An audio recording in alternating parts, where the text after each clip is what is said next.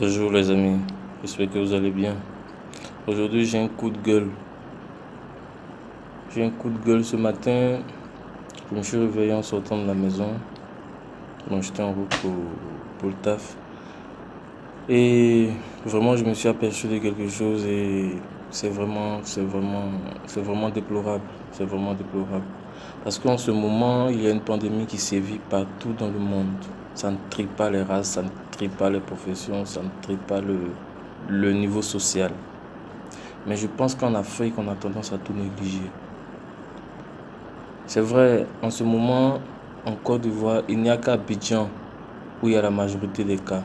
Aucun cas officiel n'a été déclaré ici à Yamoussoukro.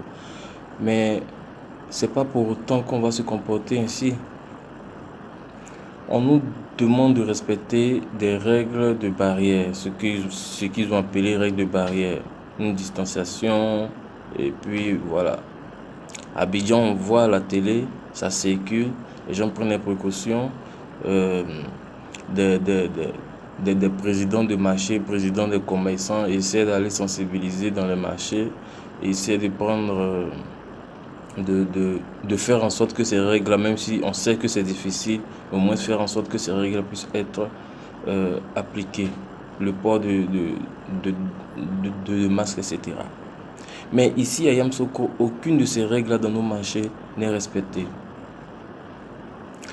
On a des responsables qui le voient et qui le savent, mais qui ne disent rien. Il y a des personnes qui rentrent ici à Yamoussoukro de façon clandestine, ça c'est sûr. L'homme noir, quand on dit de ne pas faire quelque chose, c'est là il est chaud pour le faire. Abidjan est confiné, mais forcément des gens quittent Abidjan pour rentrer à l'intérieur du pays. Même avant le confinement, d'autres sont rentrés. On ne sait pas qui est contaminé, qui n'est pas contaminé. Yamoussoukro, c'est pratiquement un gros village. C'est vrai, c'est une capitale, mais la majorité des personnes vivantes à Yamoussoukro sont des personnes qui ne vont pas à l'hôpital comme ça. Ça va. Ils utilisent des décoctions, des médicaments traditionnels pour se soigner. Ils ne vont pas à l'hôpital. Donc, quelqu'un peut contracter la maladie là étant ici. On ne sait pas si la personne a la maladie ou pas. On marche ensemble, on se croise dans le marché, on touche les produits sans se protéger et puis quelqu'un d'autre viendra acheter également.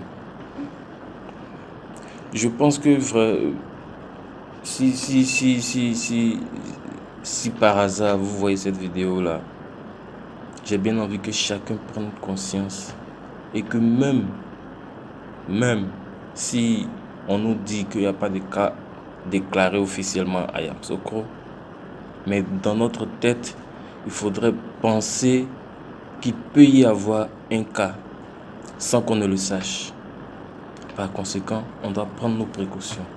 Les responsables de marché, les présidents d'associations.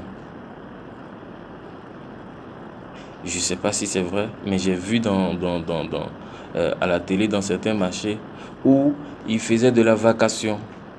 Si c'est respecté ou pas, je ne sais pas. Mais l'idée déjà est bonne.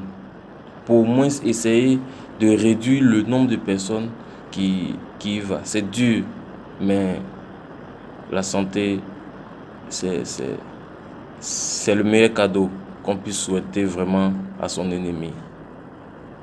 Parce que si tu n'as pas la santé, je ne pense pas que cette maladie-là, tu n'as pas besoin d'avoir l'argent pour la contracter ou pour en mourir.